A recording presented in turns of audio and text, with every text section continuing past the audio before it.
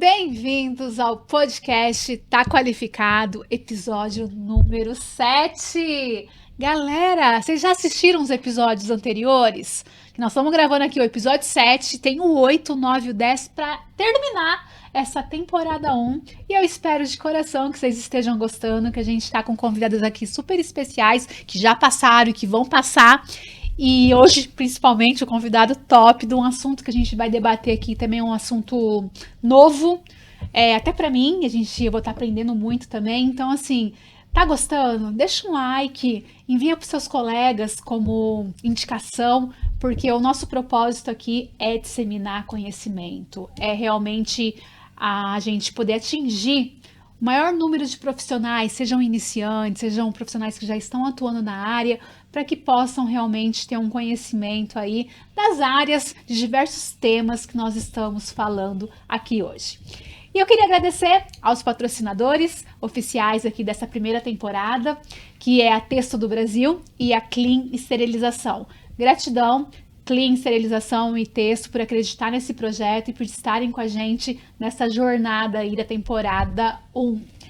E hoje a gente vai falar sobre temas super importantes que vão agregar a nossa área de qualidade, qualificação e validação e a nossa carreira profissional, né? Eu tô aqui com o Fernando Mota e a gente vai estar falando de áreas biosseguras, de qualificação térmica e também da parte de HVAC. Fernando Mota, é um prazer ter você aqui nesse estúdio.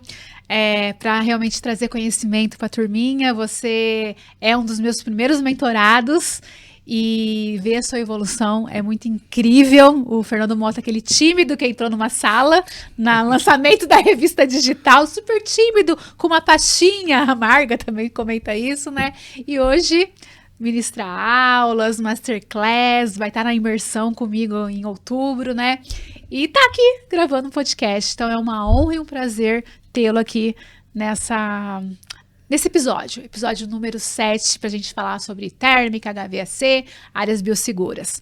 Para começar, Mota, eu já vou chamar ele de Mota, gente, porque já é algo desde 2018, a gente conhece ele como Mota no nosso grupo, mas é Fernando Mota, tá?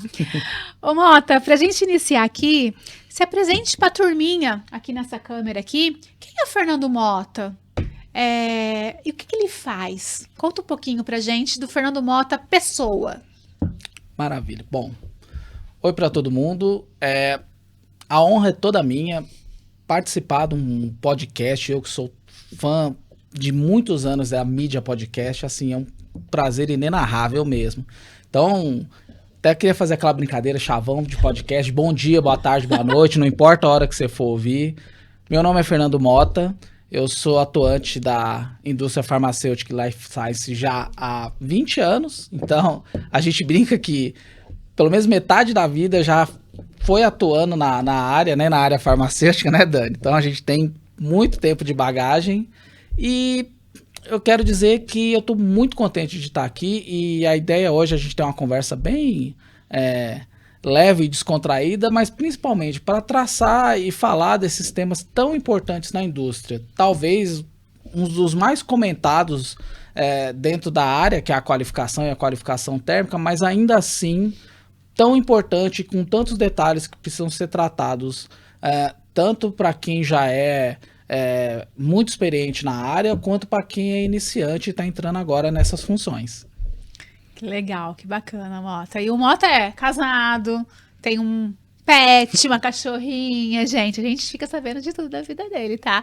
E eu acho legal você falar isso, porque a gente vem num tempo, né, tudo muito imediato. A gente tá vivendo um tempo tudo imediato. E a turminha que tá chegando, a geração Z, querem tudo de imediatismo, respostas rápidas. E não, né, Mota? A gente realmente tem a nossa vida pessoal e a nossa vida profissional. A gente tem que saber, né, equilibrar, e nós acho que acreditamos que conseguimos equilibrar um pouco mais essa parte de vida pessoal com a vida profissional. Isso é muito importante. Com certeza, com certeza. É muito importante a gente tentar pôr pontos de controle entre trabalho, vida pessoal, família, e sempre priorizando as coisas na ordem correta. Então, é aquela coisa que a gente sempre trata junto, né? Saúde, família, trabalho. Não trocar a ordem. Não inverter. Então, fazer o que for possível e tentar manter a paz nesses 3 âmbitos aí, mesmo que seja bem Sim. complicado. Como diz o Gustavo Wonderful, a gente tem que manter a paz no meio do caos. Exato. Isso é importante, né? Pra gente ter leveza no meio do caos. Para que a gente possa realmente trabalhar, cuidar da família, da nossa saúde, que são muito importantes, como você disse, a ordem, saúde, família, trabalho, não inverter a ordem, porque por muito tempo, eu, Daniela, sempre colocava o meu trabalho na frente de tudo. E aí, quando realmente... Até foi o Dr. Francisco, do Antônio, que veio gravar aqui comigo, ele falou assim, olha, 1 hora o seu corpo vai te parar. Se você não se parar, a 1 hora o seu corpo vai te parar. E batata. Então, assim, foi a partir daí que minha chavinha virou e eu comecei a colocar saúde, família e trabalho nessa ordem e não inverter essa ordem. Foi um aprendizado meu, realmente, durante minha carreira, né? Ô Mota, então falamos aqui do Fernando Mota, pessoa, né? Super motivando aí a turminha que tá iniciando e o pessoal que já tá. Eu queria saber como que foi a sua jornada, trajetória, né, profissional. Como que iniciou, como que você chegou na indústria Life Science, como você ingressou na indústria Life Science e você teve alguma curiosidade nesse início de carreira, porque eu acredito que muitos têm algumas curiosidades, né? Conta aí pra gente um pouquinho. Bom, entrar na área já é uma coisa diferente e engraçada, porque eu me formei em técnico eletrônico. Meu início de carreira foi como técnico eletrônico e meu primeiro emprego foi numa empresa que fazia a fabricação de equipamentos para laboratórios em geral. E dentro dessa área, eu nem sabia diferenciar uma indústria farmacêutica de uma cosmética, de uma área médica. Zero de informação. Era aquilo que a gente brinca, né? Centrado naquele mundinho ali, entendendo o que está acontecendo. Uhum. E o ponto de virada foi que eu passei a fazer a assistência técnica desses equipamentos.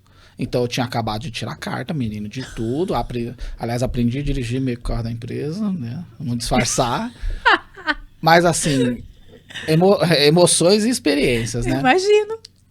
E eu comecei a visitar os laboratórios, um atrás do outro, fazendo todo o estado de São Paulo, depois Sudeste no geral, cheguei algumas vezes pro Nordeste, sempre fazendo essas manutenções e agregando os conhecimentos. Uhum. Chegou na hora da faculdade, eu optei pela farmácia.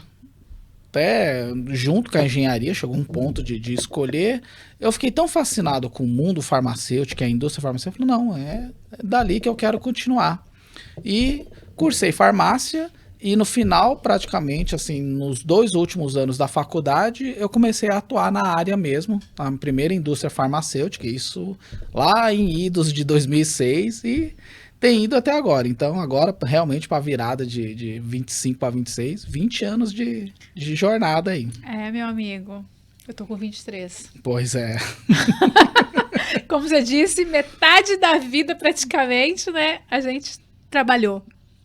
20 anos de carreira. É muita coisa. E a gente já viu muita coisa, né? A gente já viu muita coisa, a gente já se estressou por muita coisa que não deveria ter se estressado, mas a gente aprendeu muita coisa, conhecimentos, pessoas incríveis passaram por nossa vida. Exato, porque início de carreira, cru de tudo, aprendendo com as situações, eu tive grandes pessoas assim que passaram nessa minha jornada, me orientando e me desafiando, porque a minha primeira qualificação de equipamento foi horrorosa, no sentido de que eu deveria saber fazer tal função, estabelecer os testes, colocar o protocolo para rodar e tirar a conclusão ali para o relatório.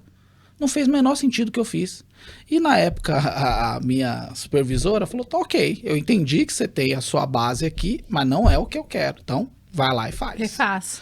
E ela fez eu voltar inúmeras vezes, até que eu pegasse como deveria ser o processo correto. E ali dá um puxão na gente no sentido, Claro. Existe um método e a gente tem que aprender o método. Então, óbvio que existe tentativa e erro, a gente tem que ter condescendência e paciência. Talvez eu hoje, como gestor, eu me vejo aplicando isso, sendo paciente e estimulador das funções e dessas questões junto com os meus colaboradores, mas principalmente fazendo, indo lá, né? Eu brinco muito que o que me ajudou nessa trajetória profissional é uma coisa que eu bato muito com quem conversa comigo sobre essa área, sobre essas funções. Não importa quantas IAs existam, não importa como a tecnologia vai evoluindo, precisa sempre ter o analista focado em fazer aquela função no local. Então, uma coisa que a gente aprende muito depois, principalmente quando estuda a parte de melhoria contínua, a parte de Lean, é o termo que eles chamam muito de Gemba, estar no local onde o problema está acontecendo, entender a dor daquele processo. Então, mesmo com trabalhos remotos, com chamadas direto com fabricantes, com cabos de rede e comunicação instantânea com o mundo inteiro, o Gemba é importante. Estar lá, sentir o que está acontecendo, entender o problema e aí sim trabalhar numa solução. Eu acho que a partir dessa premissa, e eu aprendendo isso lá atrás e tendo a chance de errar e internalizar isso, foi o que possibilitou aí esse crescimento ao longo de todos esses anos. Sim. E olha que bacana que você falou. Seu primeiro trabalho, você fez uma qualificação de equipamentos que foi horrorosa com as suas palavras e que sua coordenadora foi te desafiando até você entregar realmente da forma que ela queria. Mas isso fazia sentido essa cobrança dela. Porque para qualificar um equipamento, a gente tem um método, uma metodologia, que é o diagrama em V, que a gente passa todo pelo diagrama em V, né? E seja para questão de equipamento, na qualificação térmica, que é um equipamento térmico também, a gente tem a qualificação dele, passando pelo diagrama em V, e a diferença é que a qualificação térmica lá é a última etapa do nosso diagrama em V, que é, né, realmente seguir as boas práticas de mercado de térmica, a NBR 16628, que é o que a gente ministra em nossas masterclass. Olha que bacana. Você, lá no início, quando que passou na sua cabeça que você ia ser um ministrante de uma metodologia para qualificar um equipamento? Pois é, para você ver como as voltas que o mundo dá, né? Ali como analista, entendendo a ideia com os prestadores de serviço, o resultado do trabalho, e eu brinco que a gente vai fazendo microcosmos. Imagina o seguinte, quando você ali só o analista ou o prestador de serviço inicial e você vai, sei lá, qualificar um refrigerador. Qual que é o teu objetivo ali? Manter aquele refrigerador 2A8. O prestador de serviço vai entender isso e vai trabalhar com essa meta. E tá ótimo, é o que ele precisa fazer. O analista que está acompanhando, ele já tem duas preocupações. O microcosmo dele aumenta. Por quê? Ele está preocupado com essa primeira meta e ele está preocupado com a carga que está sendo utilizada naquele refrigerador, atendendo o processo daquela sala. Exato. E aí, quando você sobe, quando você planeja, você já tem que olhar um pouco mais para cima. Então, você tem que olhar o fluxo do laboratório, o que vai ser atendido, se tem produto envolvido no meio, logísticas, afins financeiros, Sim. Tudo o que vai ser importante para aquele processo acontecer. Então, o que é mais interessante nisso? Quanto mais a fundo e mais responsabilidade você toma, você vai começando a entender o todo. E aquela qualificação de refrigerador, a princípio simples, que seria colocar os sensores termopares e verificar se ele mantém dentro do 2A8, vira um processo que tem qualidade, logística, manutenção, metrologia, todo mundo em uníssono para aquilo acontecer. Uma equipe multidisciplinar, né? Tá aí também para poder fazer acontecer. É incrível isso. E é aquela coisa que a gente sempre fala. Eu sempre falo nas aulas, né? Não entrar no piloto automático. Não fazer somente o que foi te passado. É você realmente abrir a cabeça, pensar fora da caixa, pensar estrategicamente, também para entender o trabalho do colega, que o trabalho do colega interfere no seu trabalho. E aí você vai entender o porquê. Tipo, eu sou analista que estou acompanhando uma qualificação térmica. Eu tenho, que nem você disse, tem área de manutenção, área de calibração. É legal eu acompanhar, pra eu saber. Sim. Não só pegar um certificado, receber um certificado, tá aqui o certificado, vou lá e aprovo muitas vezes sem ler. Sem ler porque não tenho conhecimento para realmente avaliar um certificado de calibração. Isso é muito importante. Muitíssimo importante, Dani. Para você, eu já peguei casos de que eu, ou como prestador de serviço, ou como analista, de ver, sei lá, pares que não queriam ir no local. Não, o terceiro vai fazer a qualificação, mas você precisa estar lá. É a tua lógica, a tua logística, é o teu produto. E é isso que a gente passa para quem está começando na área, tanto na Masterclass quanto na qualquer outro curso que a gente ministra. Por que você faz o que você faz? Aonde você quer chegar? E o principal, que eu acho que é o que a gente mais tenta preparar. Quando tudo dá certo, é lindo. Você planejou, você executou, você fez. Mas onde que está o destaque e o crescimento profissional? É quando dá errado. O que a gente faz quando o que foi planejado não deu certo? Quando o refrigerador não funciona, quando a calibração não foi na faixa, quando a térmica não passa. Então, é conhecimento e trato até político. A gente brinca assim. Sim. O bom analista, principalmente na nossa área, talvez seja o que consiga mais transitar entre as áreas dentro de uma empresa. Ora ele vai estar discutindo com o engenheiro elétrico sobre uma tomada que não atendeu tal determinação, ora é com o pessoal de meteorologia, ora é com o pessoal de manutenção, ora é com o pesquisador, que talvez está preocupadíssimo com um produto importantíssimo que ele está atuando, e ele talvez não tenha a lógica e o pensamento de pensar em estrutura de prédio, em carga, em prateleira de refrigerador. Então você ali, analista que está tocando aquela atividade, tem que fazer todo esse pensamento lógico e logístico. Então é muito importante a gente passar isso desde o início para quem está na área. Exatamente. E importante para você, analista, essa fala do Mota, que não é algo tipo uma cobrança para você, não, vai te ajudar no seu trabalho, é algo que vai te agregar no seu currículo profissional, você realmente ter essa visão como um todo, e não fazer somente o deverzinho de casa, né, o que foi te dado, realmente pense fora, porque você vai ver que seu crescimento vai ser muito maior e que a gente aprende com erros. E dar errado uma qualificação eu acho ótimo. Porque eu quero abrir desvio, eu quero fazer uma investigação com uma ferramenta da qualidade, para poder chegar mesmo na causa raiz e propor a solução para que isso solucione. Isso é bem bacana, né? Com certeza, né? E outra coisa, é nosso papel também deixar claro isso para o nosso cliente, seja ele interno ou externo, porque a gente está lá para testar as condições daquele equipamento, daquela carga, daquele processo. Se ele não der certo, é nosso dever informar que ele não deu certo e pensar juntos soluções para que isso possa acontecer. Já houve casos de donos de equipamentos que ficaram bravos, revoltados, porque, mas era para ter funcionado, tem que fazer funcionar. Não, não necessariamente. A gente tem que entender o que está acontecendo e chegar numa conclusão lógica para todo mundo. E muitas vezes a conclusão é condenar o equipamento. Não é sempre, mas às vezes. Às vezes acontece. Às vezes é muito antigo, às vezes não tem como uma manutenção, uma metrologia chegar num racional ou numa faixa que atenda o que o produto precisa. Quando acontece isso, infelizmente, é procurar algum outro equipamento ou, que isso não seja de imediato, traçar uma estratégia. E aí a gente fala que talvez seja 7 de 7 episódios. Gente, a análise dos riscos. Quando não dá certo, é aonde a gente vai ver risco e mitigação. Então, tenham isso sempre em mente. Muito importante.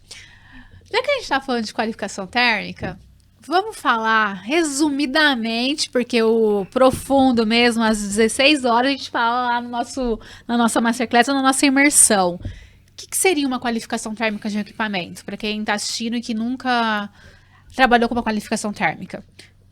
Resumidamente, o que você falaria?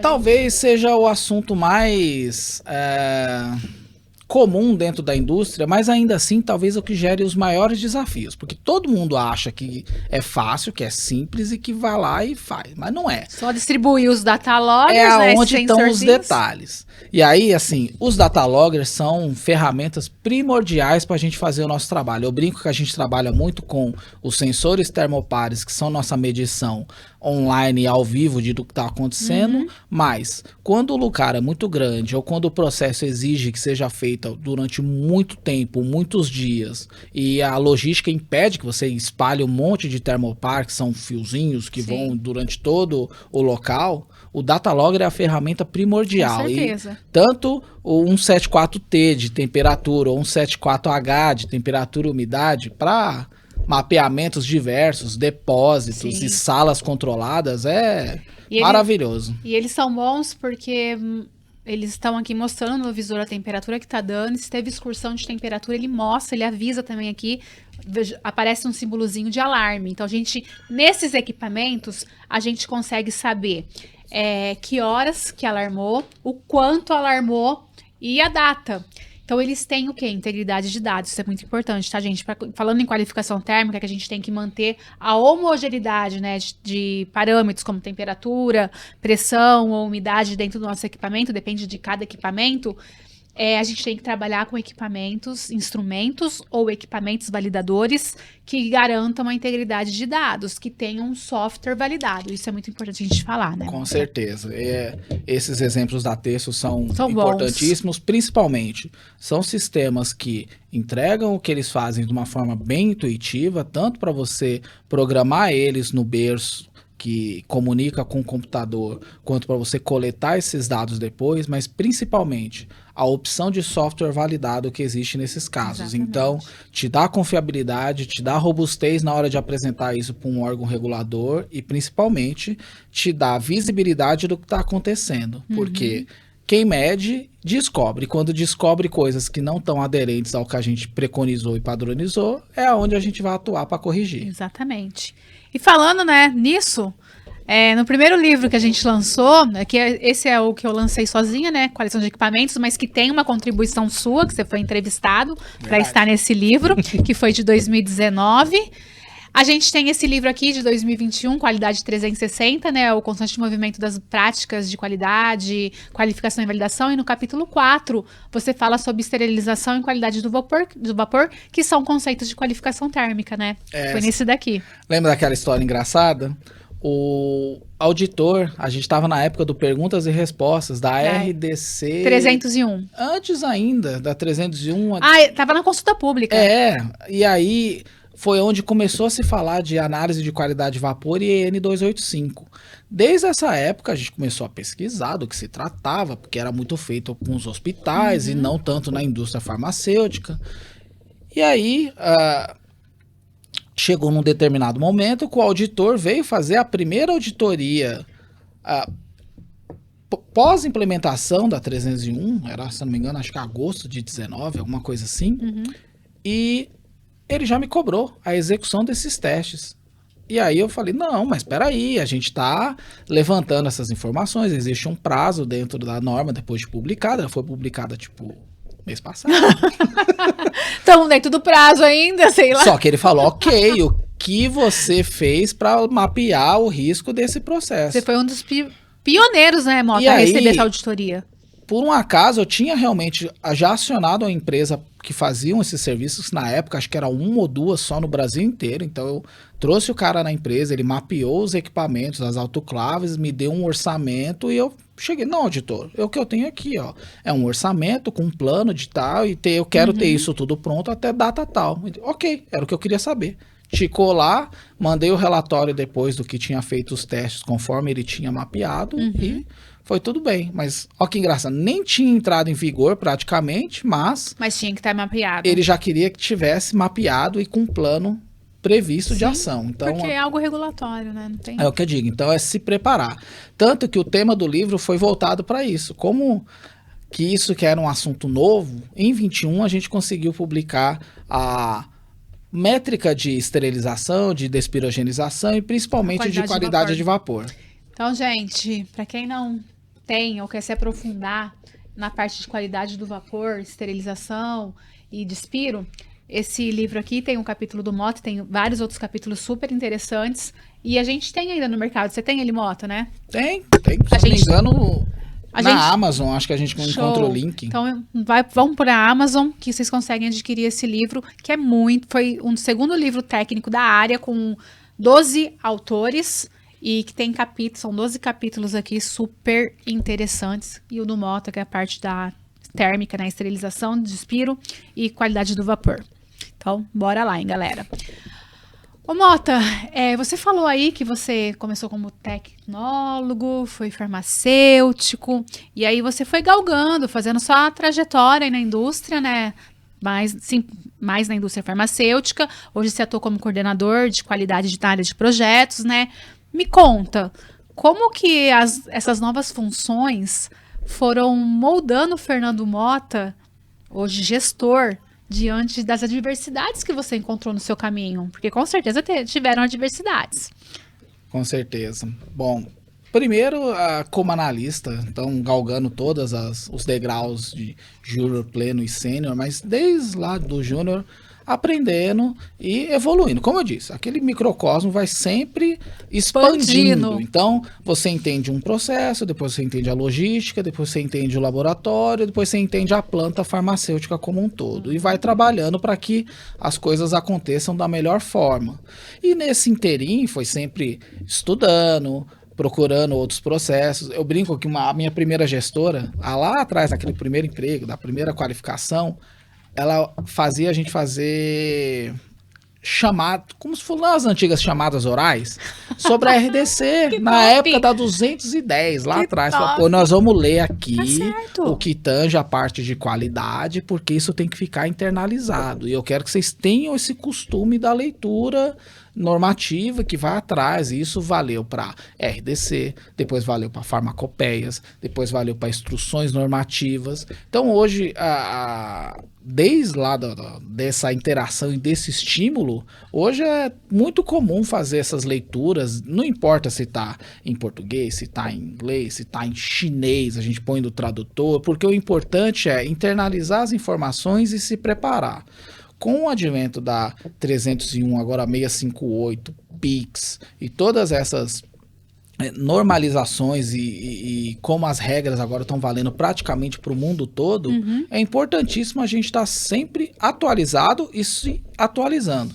Talvez o conselho mais importante para quem está na área é: quanto mais você aprende, mais você sabe que tem que aprender, porque a conta nunca fecha. Não. Você sabe o que precisa para aquele momento. Vai ter alguma coisa que vai te desafiar e você vai precisar estudar de novo. Então, estudar nunca é demais.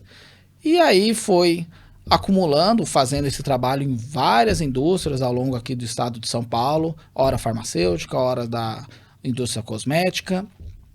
E eu entrei agora na área de gestão. Então, é o meu primeiro cargo de gestão e trabalhando com projetos. Então, deixar um pouco a linha de frente da rotina e da repetição espaçonada e trabalhar agora com planta, com desenho e com o que precisa acontecer para aquele produto sair do papel é maravilhoso. E ao mesmo tempo, amedrontador também, porque é uma responsabilidade grande você colocar todas as questões de qualidade desde o início, ou seja, desde o primeiro desenho daquela área, você já tem que pensar em qualidade, porque se o desenho não estiver correto, a obra é orçada errado. Se a obra é orçada errado, é executada errado. E se dentro de um comissionamento é encontrado erros de obra e de execução, é retrabalho. Retrabalho, custo e talvez... Retrabalho dá...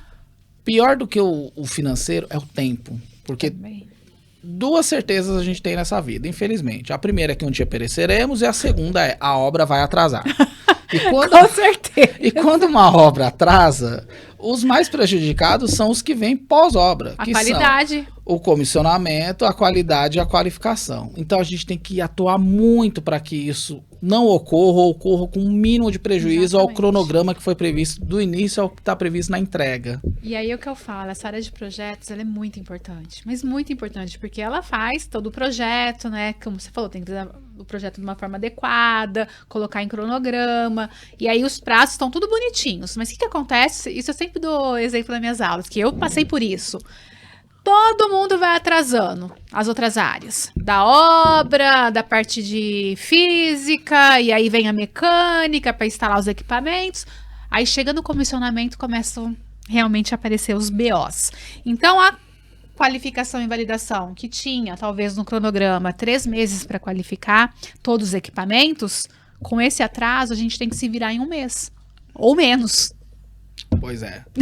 E talvez o grande desafio hoje é isso. É, através dessa integração da qualidade desde o começo, trazer essas importâncias de cronograma. Primeiramente, não deixando picotar o cronograma na fase final de qualidade e qualificação. Mas mais do que isso, é o cara da arquitetura entender Por que eu preciso de 3 meses para qualificar talvez uma linha de esterilização ou uma linha de invase que pegue lavadora, túnel e envasadora? Sim. Porque todas as atividades são importantes. E agora eu estou expandindo um pouco mais, porque eu já, além da qualificação, eu já me forço hoje a olhar um pouco mais para frente entre qualidade, implementação dos primeiros lotes, questões regulatórias. Então, o conhecimento e a necessidade vão trazendo a gente para uma questão mais gerencial dessas questões, da logística da coisa. Óbvio que eu tenho minha preocupação com os prazos, com a qualificação e com meu núcleo de atuação. Mas eu tenho que entender a data de lançamento daquele produto, que é importante para a empresa inteira, não só para a qualidade. Então, equilibrando na medida do possível, pegando o pessoal com os colaboradores, fazendo o que é importante, resolvendo os problemas, que são muitos e que acontecem, mas principalmente dando um vazão e dando essa margem tão necessária para o pessoal do PMO, que faz o controle do cronograma e da produção, o pessoal da alta direção, que está esperando aquele lançamento de produto com aspirações e vendas e cronogramas de trabalho, e trazer tudo isso para que rode aí na maior harmonia possível. Às vezes dão entreveros? Dão, e normal, acontece. Existe um sem número de reuniões para a gente adequar questões, tratar fornecedores e mitigar problemas que são levantados. E aí, de novo, eu pego sempre na tecla do risco. Análise de risco. Porque quanto mais cedo eu desafiar, mais cedo eu tenho como fazer uma mitigação e uma preparação daquilo. Não só para mim, mas às vezes é óbvio na qualidade que tal problema lá no início vai executar num desacordo de prazo de tempo aqui no final. Só que eu preciso que isso seja entendido na engenharia, entendido na metrologia, entendido na arquitetura. Então eu tenho que fazer um trabalho didático nesse sentido lá com eles. E acho que isso tem me ensinado muito como atuar com essas áreas diferentes e como politicamente ir fazendo esse trabalho. Sempre fazer acontecer, né? Sempre atuando para que a coisa não pare ou que o entreveiro não cause um prejuízo muito grande naquele cronograma. Show. E aí, tô pensando aqui, você hoje é no cargo de gestor, né? Qual dica você daria para o analista de hoje, que você já passou por vários cargos de analista, né? Para atender a demanda de atendimento do que a gente está falando, de cronograma e clientes. Qual é a maior dica que você daria para a turminha? Bom, a primeira eu vou repetir de novo, é Gemba, estar lá na área na hora que a coisa acontece. Não existe bom analista que faça trabalho de longe no computador, tá? O bom analista de qualidade e de qualificação, ele tá literalmente lá embaixo da máquina, acompanhando o processo, acompanhando a manutenção, acompanhando a metrologia. Por quê? Porque aquilo vai te dar subsídio, vai te dar entendimento de tudo que está acontecendo. Desde uma configuração, desde um problema de elétrica, um problema de, talvez, de ar comprimido, enfim, problemas que fazem o equipamento não operar da forma que precisa operar. Simplesmente, se eu ficar esperando a coisa acontecer, alguém mexer e depois eu voltar com os meus testes, o meu cronograma vai embora.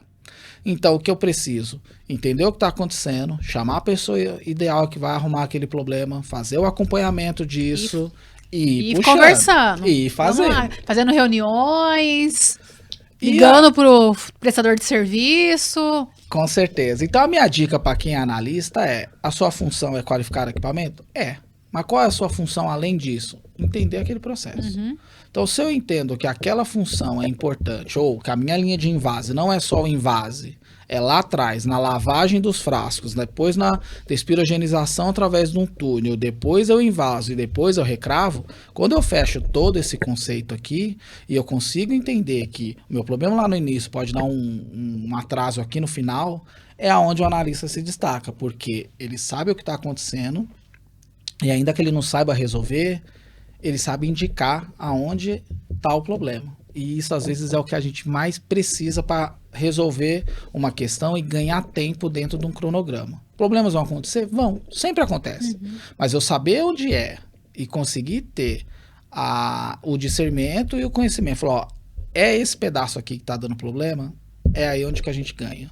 Tanto o analista que está começando ou o analista que é mais experiente, que vai atuar depois de muito tempo, ele tem bagagem de entender esse grande processo e principalmente chamar os pares. Então, o bom analista não é aquele que talvez aponte que o problema não é aqui. É o que agrega, é o que chama junto, é o que conversa, é o que entra numa sala e fala, ok, vamos resolver. É o que enxerga o problema como uma oportunidade de melhoria que vai realmente fazer acontecer para que isso chegue na solução. Exato. E ele vira o quê? O histórico. Então ele vira um ponto de controle, um ponto de qualidade dentro de um processo. Então, eu vou falar com aquele analista, porque ele entende esse processo aqui e ele vai conseguir achar, de repente, me ajudar a achar uma causa raiz de algum processo. Show. E aí começa. E aí você planta aquela sementinha. Ele sabe do processo, ele sabe de outra coisa, ele consegue interagir dentro das áreas. E aí vão acontecendo oportunidades, vão acontecendo crescimentos. Com certeza. Então é o que eu sempre estimulo todos os analistas. Olha, um analista de qualidade, o melhor de todos não é o que fica só na qualidade, é o que integra e consegue pular para qualquer área caso haja necessidade. Nossa, eu falo muito isso. Eu tenho, quando eu vou fazer auditorias, ou os meus clientes, quando eu vejo turma da qualidade sentada, eu sempre falo, gente, qualidade tem que estar em campo. Tem que estar avaliando, vendo se o processo está sendo cumprido conforme o procedimento, vendo se está sendo feita a coleta dos pontos de água, vendo se tem todos os estão usando a paramentação adequada, porque é o olhar da qualidade. A produção está lá para fazer o processo deles da produção. E muitas vezes estão tão numa correria, né? Porque produção é pauleira. E acabam esquecendo, talvez, de colocar um propé para entrar na área. O segundo propé. Uhum. E a qualidade que tem que estar lá na área para fazer liberação de linha. Então, assim, não é só ficar sentado numa cadeira em frente ao computador. A gente vai sentar na cadeira em frente ao computador quando a gente vai elaborar algum relatório, algum procedimento operacional. Mas e aí, como que eu vou checar se esse relatório está sendo cumprido, o procedimento está sendo cumprido? É estando em campo. É em campo que a gente aprende. Exato. Não tem como. E isso vai te galgando cada Com vez certeza. mais oportunidades. E conhecimento. Ora é dentro da qualificação térmica, ora é dentro da qualificação de equipamentos, e aí você começa Ora no processo. a ser chamado com outras questões. Aí chama para utilidades, que Com é um certeza. outro mundo, maravilhoso. Maravilhoso. Então, fala de ar comprimido, fala de nitrogênio, fala de HVAC. Fala de água. Fala de água, que talvez seja a maior matéria-prima utilizada dentro da na indústria. né? O coração, né? Da E- indústria. Eu acho que utilidades é o coração da indústria. Com certeza. Tá, então, e junto com eles a própria água. Então, há um sem número aí de trabalhos com água, seja ela purificada, seja água para injeção, seja a água de processo que está no meio do caminho, seja até água potável que está lá naquela caixa d'água que precisa de um processo, que precisa de um procedimento claro e específico do que vai acontecer, não é só ali. Então, Não, e começa um mundo, né? tem água em laboratório, o Miliquê, para Exato. fazer a análise dos produtos. Então, assim, é um mundo aí que a gente vai ter o Fábio aqui no último episódio do podcast Está Qualificado, é Águas, que vai estar com o Fábio Zamproni aqui. Ansioso já. porque Também, tô aqui ansiosa Fábio é para maravilhoso, entender. vai dar uma aula aqui para nós. Com certeza. Ô Mota, uma curiosidade minha, né? Que você, quando você falou pra mim, eu vou para a área de projetos, você é gestor, que você sempre foi analista, né, até então.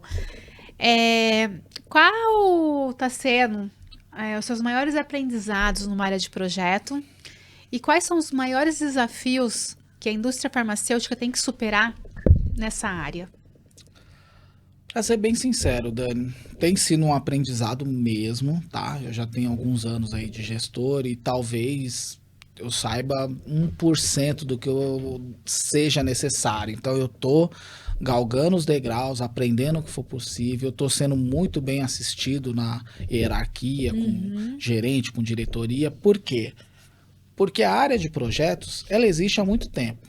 A área de projetos que pensa na qualidade e na qualificação, ela é relativamente nova. Tanto na empresa que eu tô atuando, quanto no mercado em geral.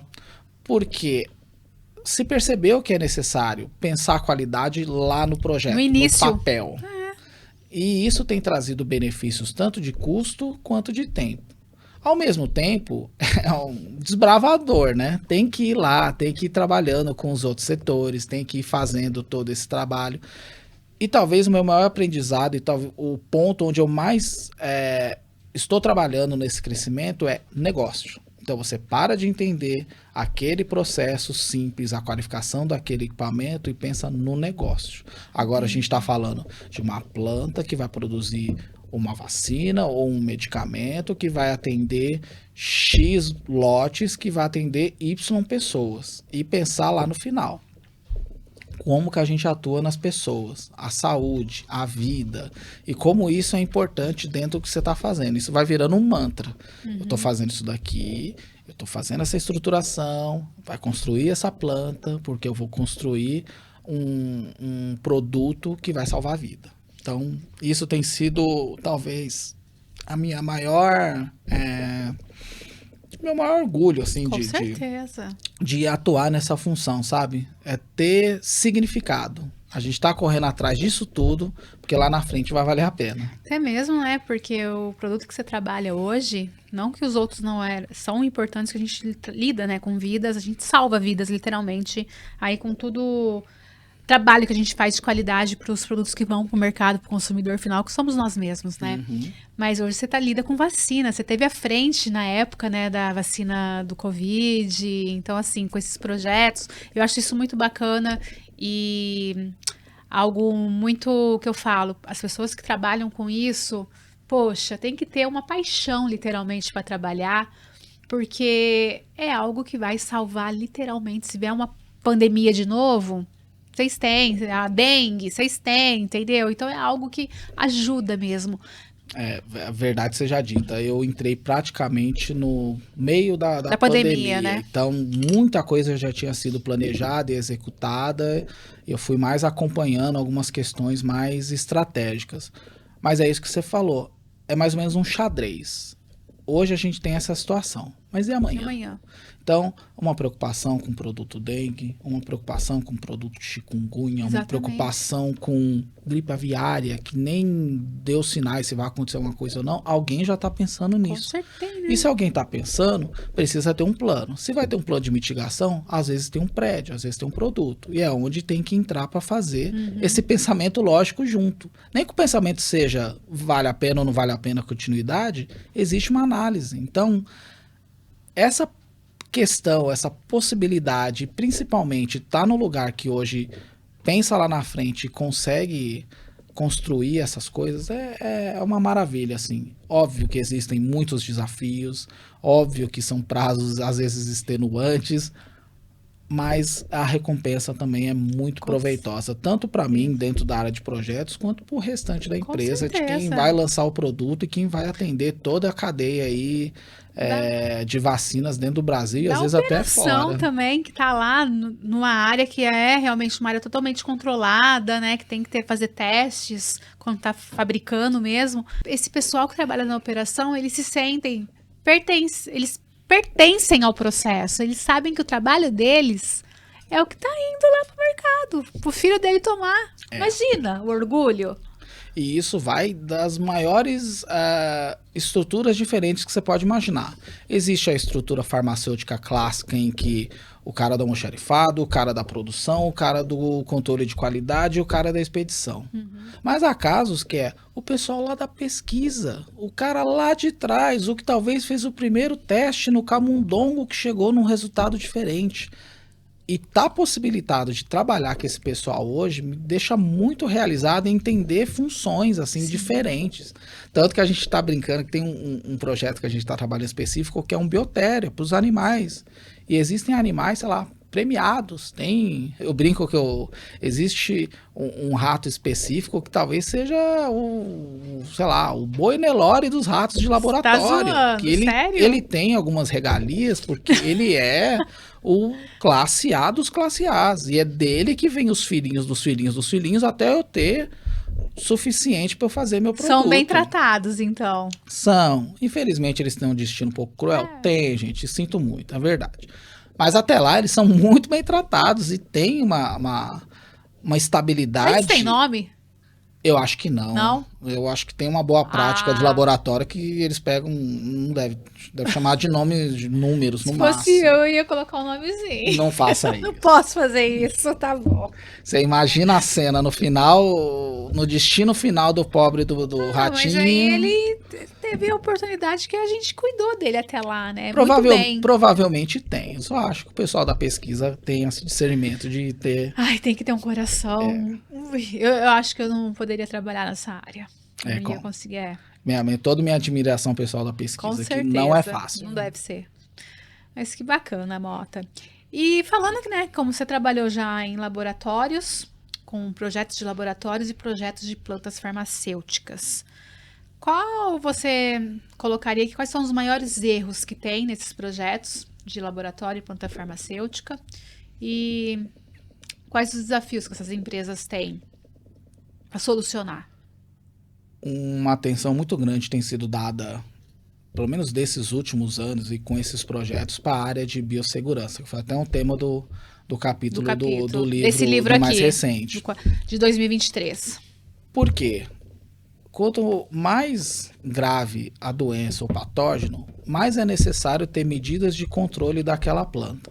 Então, para você ter uma ideia, até para vocês terem uma ideia, a gente sempre trabalhou numa planta, entre aspas, clássica, em ela é sólido, ela é líquido, ou no máximo ela é injetável, onde eu tenho necessidade de áreas limpas, atendidas por sistemas de HVAC, para eu prover o ar mais limpo do mundo dentro daquele processo.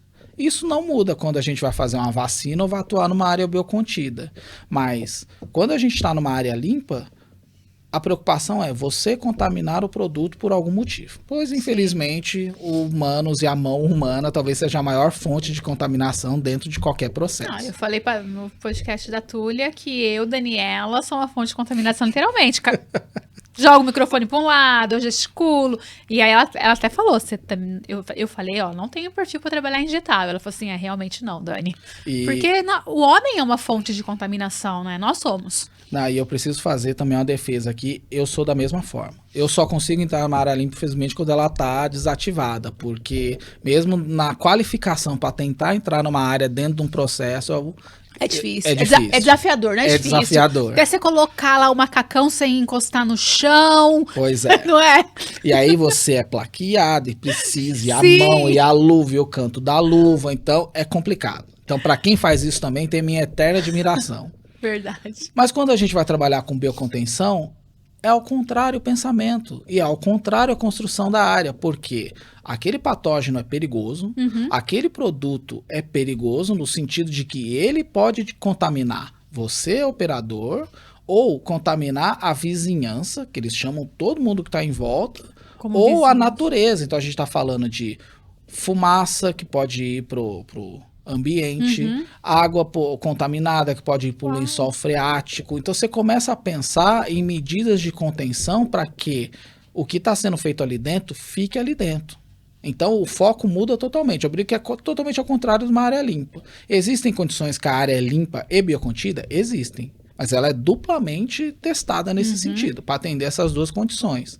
Senão, você começa a construir salas que, se houver alguma emergência, existem alarmes, o fluxo de ar, que geralmente é o mais positivo possível para evitar do ar e poeira e qualquer coisa entrar na sala, é o contrário, ele é totalmente negativo. Uau. Então, tudo que está acontecendo naquela sala crítica tem que ficar lá. Não pode sair. Não pode sair de jeito nenhum. Então, a parte de sistema de HVAC também tem que ser, bem dimensionada. Principalmente o que a gente chama de exaustão. O que eu aprendi muito nesses anos dentro de áreas biocontidas e projetos de plantas para vacina é: o insuflamento diário, o ar limpo é importante? Claro que é. Mas a exaustão, o banco de filtros que precisa existir, tubulações, descontaminações e todo um aparato de equipamentos que precisa existir para o que está saindo dali ir ok para o céu e ok para a terra. Meu Deus. Todo um trabalho é construído e toda uma mitigação de risco é feita com base nisso. Então, é um trabalho bem grande, muito caro no sentido de uma construção de uma área comum, mas que é necessária. Tanto que, além da Anvisa, quem audita esse tipo de construção e quem faz a liberação é um órgão chamado CTN-Bio. Então, é obrigado que a empresa possua o que a gente chama de CI-Bio, a Comissão Interna de Biossegurança, que reporta para a CTN-Bio, que seria, sei lá, a Anvisa do... E eles fazem auditoria? Eles fazem. Olha. Eles verificam documentalmente, eles analisam a planta para ver se você pensou naquelas questões. Ah, pensou? Ok. Você construiu desse jeito? Construiu. Você testou? Testou. Ok. Então, se você não tiver essa certificação da CTN-Bio, você não pode chamar a Anvisa para poder produzir, que a Anvisa pode liberar. Uma pergunta para outra. Ah, tá. Porque quando São você vai... interligados, órgãos Existe o interligados. processo de produção daquele produto? Existe. Ele tem questões de biocontenção? Tem. Anvisa. Cadê a CTN-Bio? Eles liberaram? Sim. E a CTN-Bio? Você vai produzir o produto? A Anvisa já viu? Viu. Show.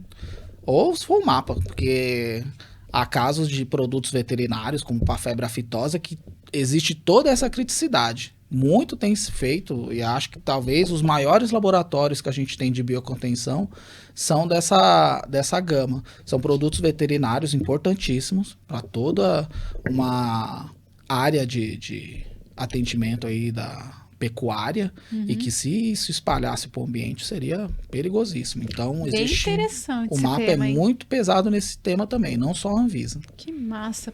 É um tema novo, né?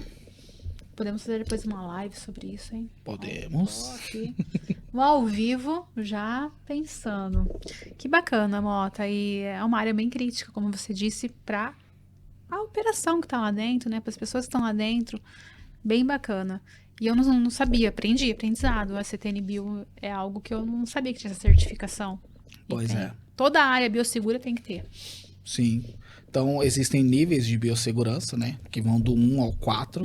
Hoje no Brasil a gente tem até o 3. Onde eu trabalho existem alguns projetos de laboratórios com NB3, nível de biossegurança 3. Existem outros aqui no Brasil. E se eu não me engano, em Campinas está sendo construído o primeiro NB4. Que é para se trabalhar talvez com os vírus e os patógenos mais perigosos do mundo. Assim. Então é uma coisa muito, muito crítica, e é por isso que pouquíssimos lugares do mundo podem trabalhar com esse tipo de coisa. Porque existe um regramento tão grande para você entrar e para você sair, que talvez seja 2 vezes pior do que uma área de injetáveis comum. Para você ter ideia, a pessoa para entrar numa área de biossegurança 4, ela tem aquelas roupas com respirador que precisa ser acoplado, tem toda uma filtragem desse respirador, a pessoa toma banho para entrar, trabalha, depois toma banho para sair, essa água não pode ir para o esgoto comum, ela tem que ser tratada. Para você ter ideia, a gente lança isso para uma autoclave, e a autoclave faz a descontaminação, ou num tanque gigante de descontaminação. Isso acontece também. Então imagina o seguinte: a planta ela tem que ser construída de tal forma em que o andar da produção tem que ter um subsolo. Porque todo o efluente, tudo o que acontece dentro da parte de cima, não pode ir embora para o esgoto comum, para o lençol freático, nada. Desce, vai ser totalmente descontaminado em autoclave ou em tanque. Inclusive, essa autoclave, ela não pode jogar vapor e o vapor ir embora. O vapor continua ali sendo esterilizado, esse efluente da autoclave é esterilizado também. Então você tem que garantir que isso aconteça para ele poder mandar embora. Aí sim, com tudo certinho, você pode lançar para o ambiente. Porque você sabe que contaminação você fez todas as mitigações possíveis para se retirar. Então imagina como que é pensar nisso no papel, depois colocar isso em prática numa obra, um trabalho de comissionamento e todo um trabalho de qualificação. Tô aqui admirada com a área biosegura, e galerinha aí de casa que tá assistindo a gente, olha, uma baita oportunidade, que deve ser uma baita planta. Eu não tive a oportunidade de conhecer nenhuma planta biosegura. Deve ser uma baita planta. Aí, curiosidade minha, temperatura de autoclave é 121, continua? Continua, mas a depender da carga. Algumas cargas que suportam temperaturas maiores, para se economizar tempo de processo, é mais ou menos parecido com os próprios hospitais.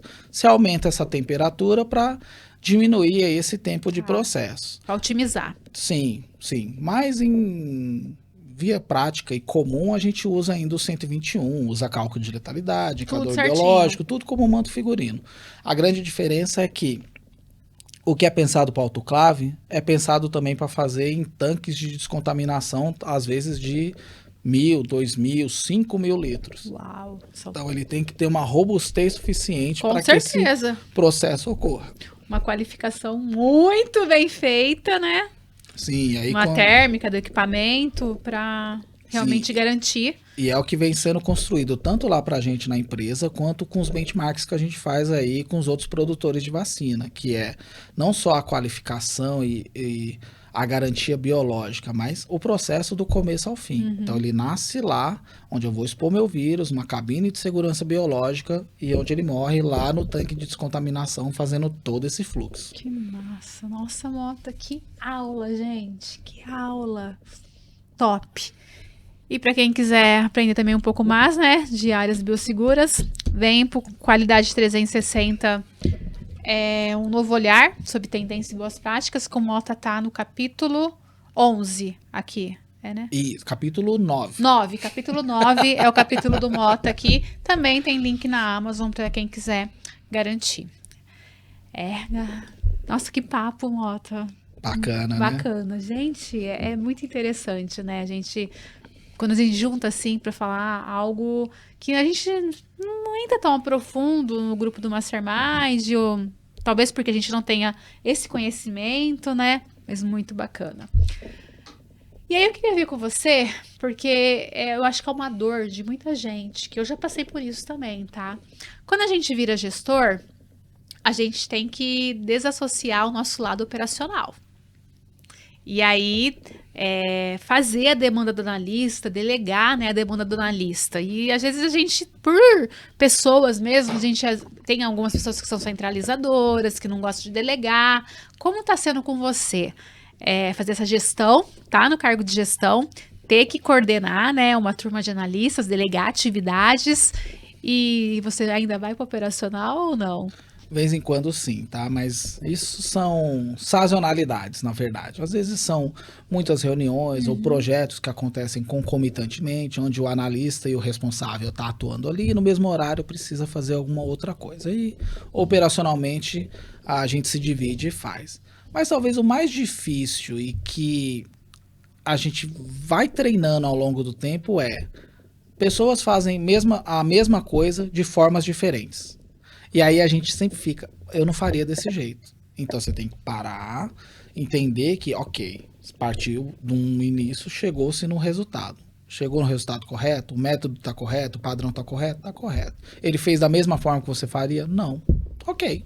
Então você tem que ter aquele discernimento e a calma necessária e falar, ok, vamos continuar desse jeito. Então a coisa foi correta. Óbvio que existem trabalhos que são padronizados, que tem procedimento, que tem um início, tem um meio, tem um fim, e a coisa tem que acontecer daquele jeito.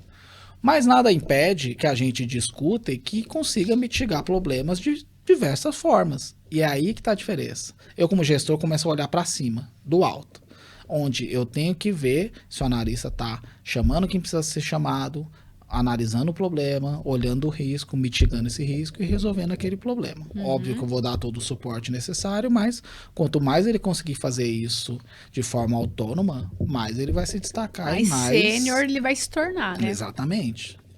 Legal. E falando aí, né, nesse mundo de analista, gestor, a gente sabe que a gente está com umas frentes tecnológicas, né, que hoje estão um pouco aparecendo mais com as frentes tradicionais que a gente utilizava na área, né, lá de qualificação, a gente tinha um modo diferente de trabalhar, até mesmo porque hoje veio, né, o trabalho híbrido, a gente tem às vezes a opção de fazer um trabalho remoto, um trabalho presencial, então assim, ou os dois. Como que você está lidando com isso? Como que você vê? Quais são os pontos mais críticos, oportunidades? Eu acho que a palavra-chave é bom senso, Dani. Óbvio que se desse para fazer todo um trabalho remoto seria maravilhoso, todo mundo trabalharia em home office ou de outras possibilidades, mas há questões que precisam ser resolvidas no local, precisam ser tratadas naquele processo, naquele equipamento, naquele dia, naquela planta. Então, há trabalhos que não tem o que fazer. Ele tem que ser totalmente presencial e totalmente acompanhado do início ao fim. Qualificar o equipamento, não tem Há como. questões, talvez, documentais, talvez pré e pós, que possam ser feitas de forma remota, possa ser feito em home office, um fechamento de relatório. Por isso que eu acho que eu não falo tanto ao céu e nem tanto ao mar. Então, nem tudo tem que ser 100% presencial, nem tudo tem que ser 100% remoto. Mas aí, obviamente, a gente tem que estruturar os setores que fazem trabalhos mais remotos, outros mais presenciais, e tá tudo bem. Desde que tenha bom senso e principalmente que todo mundo entenda as funções e o porquê tá executando daquela forma, tá ótimo. Sua equipe trabalha das duas formas ou só Trabalha. presencial? Trabalha porque entendo que o trabalho remoto também é interessante do ponto de vista logístico para a própria empresa e com um espaçamento de locais de trabalho. Isso dá maior possibilidade para a empresa se adequar e para eles também entenderem essa necessidade e principalmente evoluírem como analistas trabalhando de forma remota. Mas eu também tenho processos e questões que precisam ser 100% presenciais. E aí eu não abro mão, que é, de novo, é o game. É tá lá para ver a dor da coisa acontecendo e poder resolver. Bacana, Mota, bem bacana. Eu acho que o que eu vejo aí muito no mercado também é que o pessoal tá... É o que você falou, bom senso. Quando que eu preciso ter um analista aqui dentro? Se eu vou qualificar um equipamento, acompanhar um terceiro, ver um cronograma de obra, vai para campo, presencial. Mas como você disse, eu vou gerar um relatório numa qualificação que eu peguei dados em campo. Eu posso estar em casa. Eu posso fazer uma revisão no procedimento, talvez na minha casa, sendo que eu já peguei todas as informações com o operador, com quem eu queria. Então, assim, tá realmente mesclando um pouco. Algumas empresas estão mesclando, até mesmo porque o que você falou, as empresas estão crescendo e os espaços físicos, né? Às vezes não tem espaço para todo mundo. Então, o pessoal está trabalhando muito assim. Bancos trabalham muito no remoto, né? Então, assim, a gente está vendo que o mercado, não só farmacêutico, mas o mercado geral está aí nessa forma de trabalho físico, remoto e físico, né? Talvez presencial. seja o grande desafio dos próximos anos. Sim. Aí. Pelo seguinte, não só se é remoto ou presencial. Isso vai acontecer de empresa em empresa. Há empresas que preferem 100% presencial. Mas ainda assim, aquele conceito de minha mesa, meu computador e minhas gavetas, não vai existir mais. Que você leva lá seu bichinho, coloca lá na mesa, né? Monta tudo bonitinho, sua mesa com os post-it seu, as canetas, que a gente tinha essa fase. Não vai ter mais, não. Provavelmente não. Então vão ser baias genéricas em que você vai lá, vai montar seu notebook, sua segunda tela, o que você precisa para fazer aquele trabalho e vai desmontar e vai embora. Porque amanhã você pode ir presencial de novo? Pode. Sim. Mas provavelmente você não vai mais para aquele lugar, você vai para outro. E isso precisa ficar bem entendido e as empresas precisam dar capacidade para as coisas acontecerem nesse tipo de formato. Com certeza. Então, pra gente que trabalha talvez com qualificações que utilizam, sei lá, 10 pastas de 5.000 folhas cada, é um desafio ter isso bem estruturado e logisticamente possível para fazer de baia para baia. Mas são questões que vão, à medida que vão acontecendo, vão demandando essas soluções. Vai tendo uma adaptação. A digitalização vai ficar cada vez mais evidente, o próprio trabalho na nuvem, então coisas vão acontecer para que isso seja possível. Para nos ajudar, né? E falando nisso, né, nessa parte que a gente está tendo mudanças, falar um pouco da parte regulatória, né? A gente iniciou o podcast você falando que tem que se manter atualizado, que é importante, que a gente nem sabe, a gente acha que sabe, mas tem muita coisa que a gente não sabe. Como que você vê a parte regulatória hoje, que a gente sabe que está tendo atualizações? E como que você vê, assim, a mudança e o que o pessoal tem que procurar para se manter atualizado, até mesmo para que possa aplicar, que nem no seu caso, que quando você já sabia da atualização da IN, lá da qualidade do vapor, você já se antecipou, para se antecipar ao que vai vir aí pela frente e com prazos, né? Eu acho que o mais importante mudanças vão acontecer, você querendo ou não. Então, o que a gente pode fazer é ter a mente aberta. Processos que são feitos hoje de uma forma, amanhã podem ser feitos de outras maneiras. Seja por maior tecnologia e mudança no sentido de confiabilidade e segurança, ou por questões regulatórias. Talvez o big deal que a gente vai ter aí agora, na virada de 25, mas com certeza para 26, é a atualização da IN 35, que regula a área de estéreis. Então, muito já tem se falado sobre o anexo 1 do PIX e como ele praticamente sepultou os módulos de fluxo laminar e a forma como a gente trata o grau A no Brasil e nas grandes indústrias, como hoje já é muito comum se falar em REBs, que são barreiras de segurança com as luvinhas, como é importante já se falar em isoladores, porque lembra que o ser humano, o homem, é o maior contaminante que Sim. existe dentro de um processo? A tecnologia vem evoluindo para limitar cada vez mais a presença do homem. Então ele ainda vai estar lá no processo? Vai. Só que ele entra no processo através de uma luva controlada, que é esterilizada, que passa por VHP e peróxido de hidrogênio, que vai fazer toda a esterilização daquela superfície e possibilitar a descontaminação daquela área mediante uma troca de produto.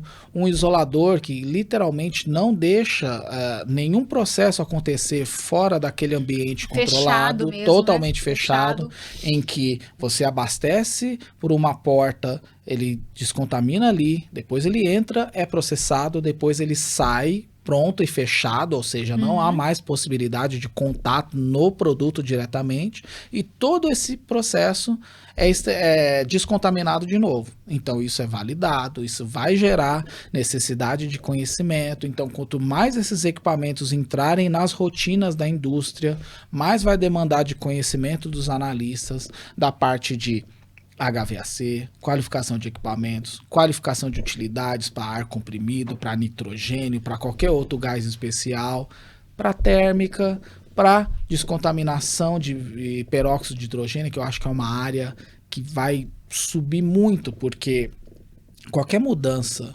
de produto vai necessitar que eu atue descontaminando aquela sala de processo e depois aqueles equipamentos. E isso é feito muito hoje com peróxido de hidrogênio. Lembra? Sim. Lá antigamente se falava muito de formaldeído. Formaldeído, eu já participei de descontaminação de salas com formaldeído, meu Deus. A tecnologia, como eu disse, vai sempre trazendo benefícios e mudanças pra gente. Então, de novo, a cabeça tem que estar aberta. A tecnologia vai mudar? Vai.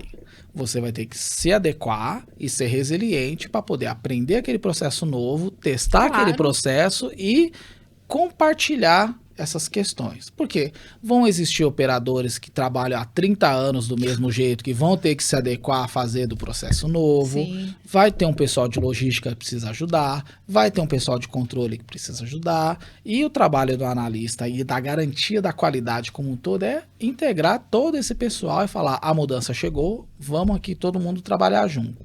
Quanto mais a gente fizer isso, menos doloroso vai ser a implementação e mais rápido vai ser essa atualização regulatória, porque quando a norma mudar e quando essas questões forem obrigatórias, vai ser questionado. Vai ser questionado e vai ser um desafio para muita gente. Vai.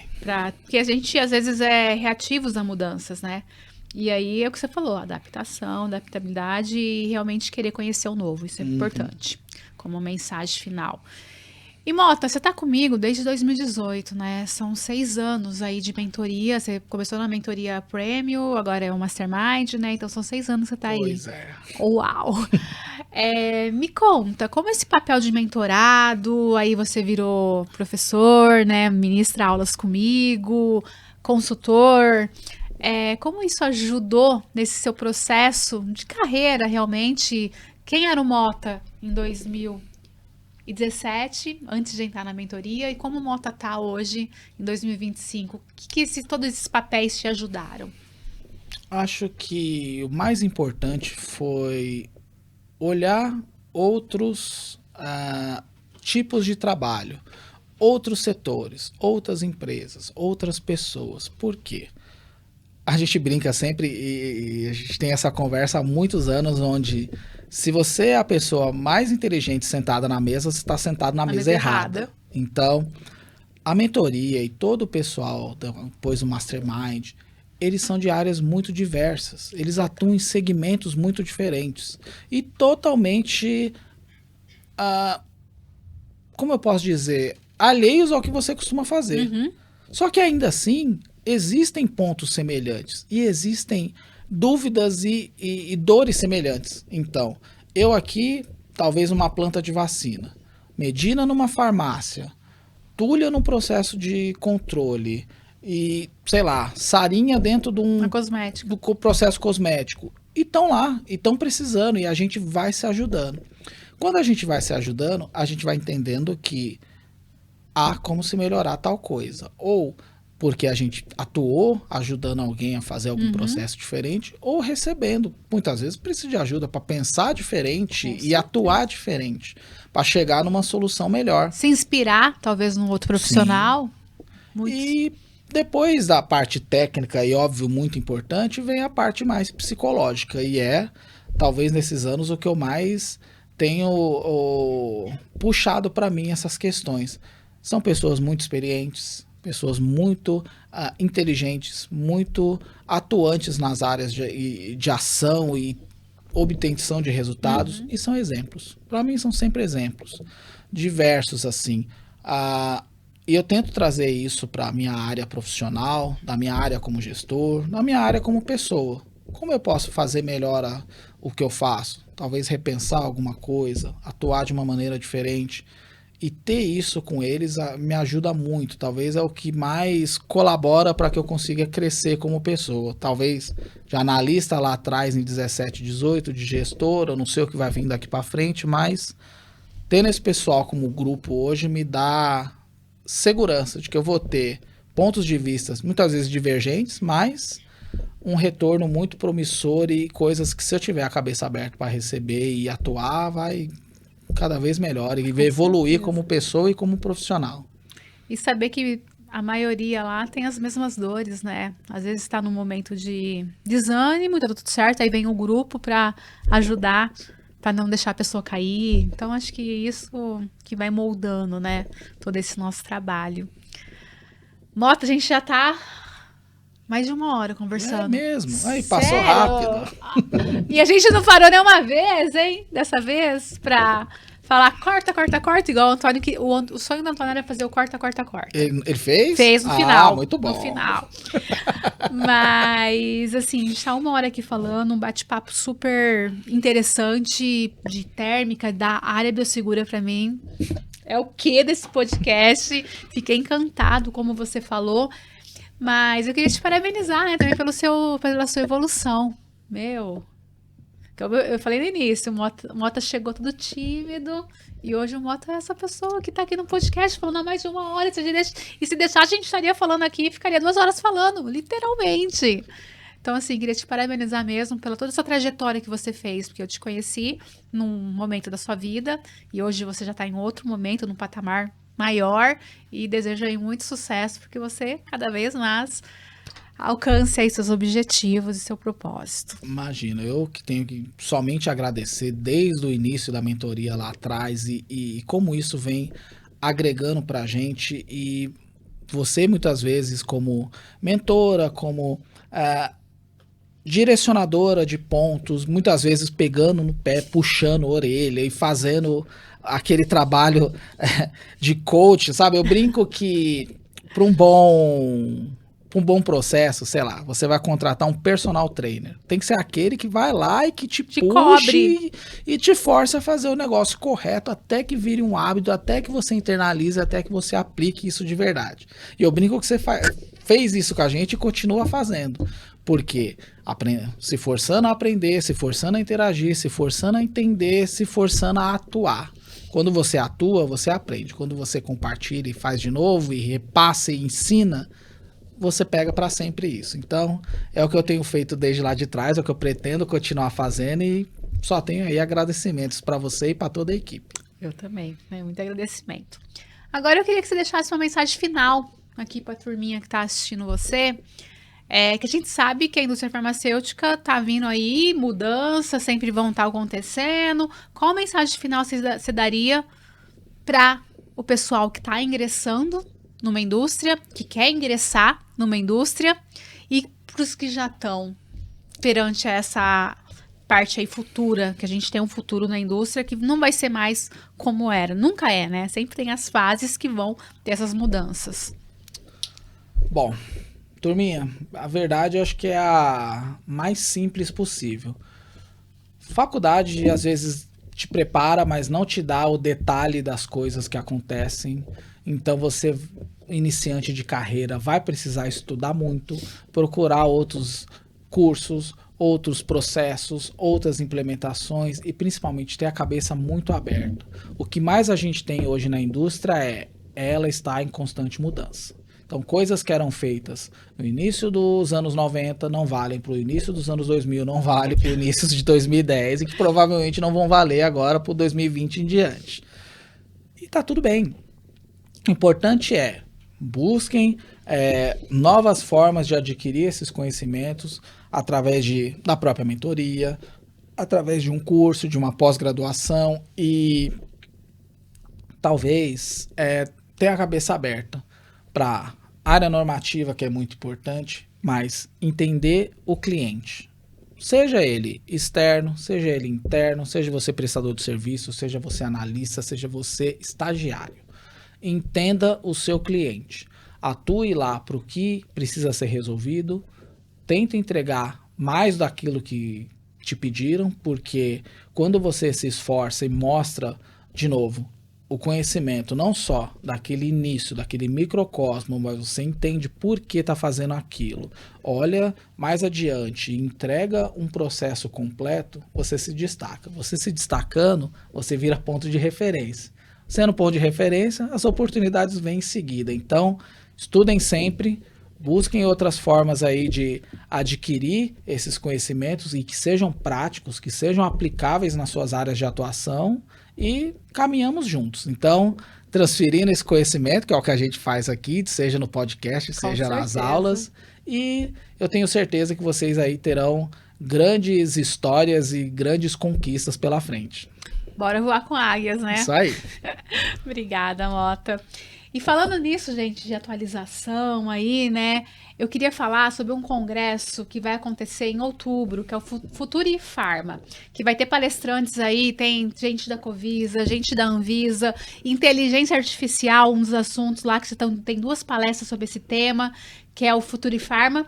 E eu super indico, eu estarei lá. E quem quiser estar no Futuri Pharma, que vai ser no dia 21 de outubro, lá em São Paulo, no Hotel Puma, me manda uma mensagem inbox que eu tenho alguns convites para poder liberar para vocês. Então, para você que está assistindo aí o podcast, me manda uma mensagem no meu Instagram ou no meu WhatsApp, que a gente vai conversar e eu quero ter você lá nesse evento que está sendo...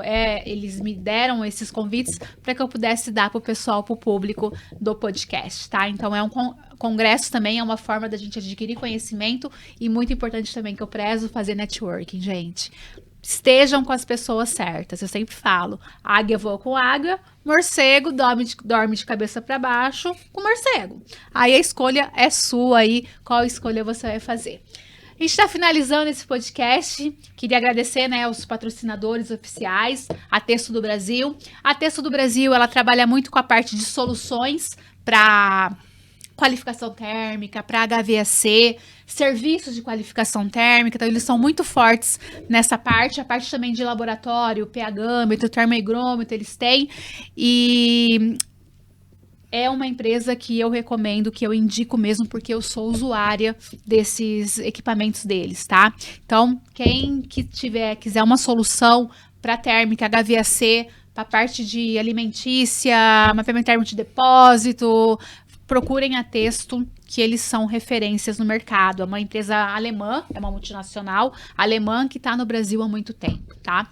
E a Clean Esterilização, a Clean é uma empresa que faz esterilização por óxido de etileno. A gente teve, né, o Antônio Júnior Rocha falando aqui com a gente sobre a esterilização, o processo de esterilização do residual de óxido de etileno, tá? É muito utilizada em algumas indústrias, como disse o Antônio, não é para qualquer indústria, mas em algumas indústrias a gente consegue utilizar esse tipo de esterilização. E em hospital, parte de centro cirúrgico, todos os instrumentos cirúrgicos são esterilizados por óxido de etileno. Então, a Clean, ela é certificada ISO, então é uma empresa também que tem qualidade e confiança realmente nos serviços que ela está prestando. Então, obrigada, Texto, obrigada, Clean Esterilização, por acreditarem nesse projeto e eu poder trazer tanto profissionais incríveis aqui para estar realmente divulgando conhecimento. Ficamos por aqui, episódio 7 concluído. Gratidão de coração, mas antes de eu partir... A gente partir, né? Eu quero entregar uns brindes ao Fernando Mota dos nossos patrocinadores. Gosto aí, de brindes. pode abrir se você quiser. Bora. Tem brindes nossos da Texto e da Clean, para que vocês realmente possam utilizar aí no dia a dia de vocês. Muito obrigado. Que coisa boa. Tem tudo aí. Depois você avalia e faz um story e posta texto. Pode deixar. Galera, espero que tenham gostado desse episódio. Tá incrível. Que vocês possam rever quantas vezes vocês quiserem. Ficamos por aqui. Gratidão de coração. E vejo vocês no episódio número 8, que vai ser também com uma convidada top, que já tá aqui para gravar comigo. É isso, galera. Tchau, até mais.